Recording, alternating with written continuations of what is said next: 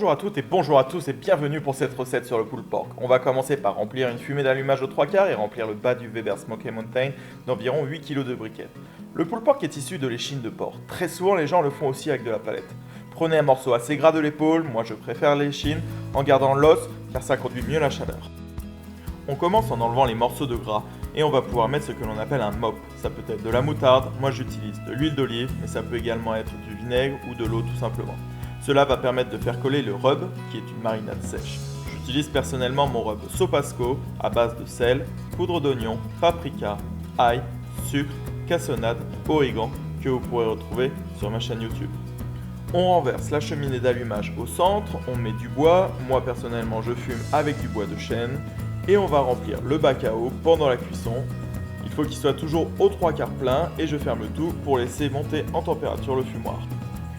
Je mets toujours une sonde de thermomètre dans une branche de céleri ou dans une petite pomme de terre, ce que vous voulez, ça va vous permettre de connaître la température à hauteur de viande. Donc on place le thermomètre sur la grille de dessus.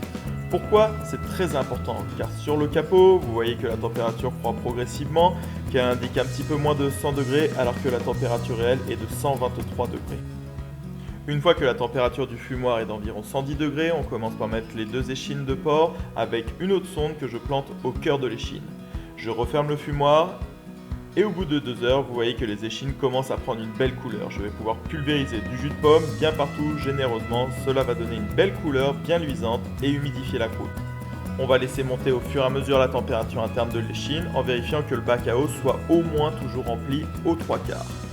Une fois que la température interne atteint entre 75 et 77 degrés, nous allons mettre les échines dans des bacs alu en mettant un peu de jus de pomme. Et ensuite, on va bien fermer le tout avec de l'aluminium pour faire une cuisson à l'étouffée. C'est ce que l'on appelle la technique du Texas Crunch. Il faut bien que l'aluminium rende hermétique le tout en le fermant bien.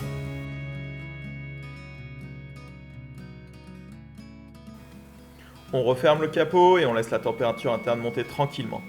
Vous voyez sur cette courbe qu'au début la température montait d'1 degré toutes les 10 minutes, puis au fur et à mesure sur ce que l'on appelle le plateau, ça a du mal à monter, ça a grimpé juste de 2-3 degrés en quelques heures alors que ça avait pris entre 30 à 40 degrés les 3 premières heures. C'est là où les changements moléculaires se font et que le collagène dur se transforme en gélatine. Une fois que l'on a atteint 95 degrés de température interne, on peut sortir le pulled pork. On voit que la croûte, le bark en anglais ou l'écorce est bien formée, ce n'est pas du tout cramé puisque c'est cuit à la fumée et non à la flamme. C'est simplement une réaction chimique entre la fumée et les épices et cette croûte va permettre de garder l'humidité à l'intérieur de la viande. Pour effilocher le porc, on peut utiliser soit 2 fourchettes, soit des beer claws, c'est-à-dire des pattes d'ours que vous trouverez facilement sur internet.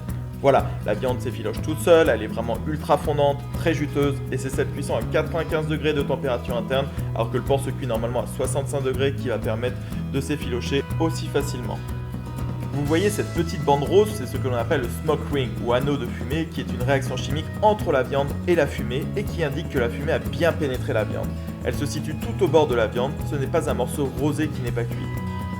J'effiloche le tout, alors j'aime bien le faire assez grossièrement avec les pattes d'ours et ensuite le faire de manière plus fine avec les fourchettes. Voilà, au fur et à mesure, le tout se détache très bien.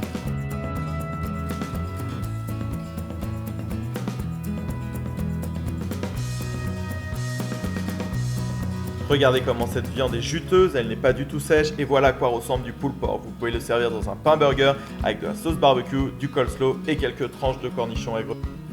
Allez, bonne dégustation et à bientôt sur le barbecuedrafa.com.